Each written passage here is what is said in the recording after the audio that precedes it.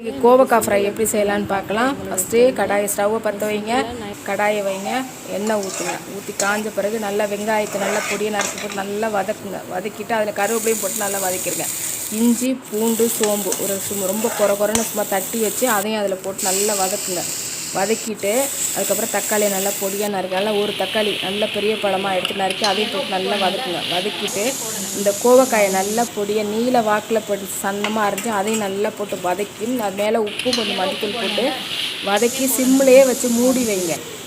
கொஞ்சம் சேஞ்ச் ஆகிற நேரத்தில் கொஞ்சம் மிளகாத்தூள் 1 டீஸ்பூன் போட்டு, தனியாத்தூள் 2 டீஸ்பூன் போட்டுட்டு திரும்பி உப்பு சரி பார்த்து உப்பு தேவையான உப்பையும் போட்டுட்டு கொஞ்சம் தண்ணி தேவையானதால் ஊற்றி நல்லா சிம்மில் வச்சு மூடி வச்சுருங்க. நல்லா வெந்து சுருளை வரும். கிண்டி விட்டுக்கிட்டுங்க, கீழே அடி பிடிக்காது. ஏன்னா சிம்மில் வச்சு பண்ணுங்கள். அது கொஞ்சம் லேட்டாகும் அந்த கோவக்காய் இது பண்ணுறது. அப்போ தான் நல்லா அலட்டி கொஞ்சம் ஹார்டாக இருக்கும். அதனால தான் நல்லா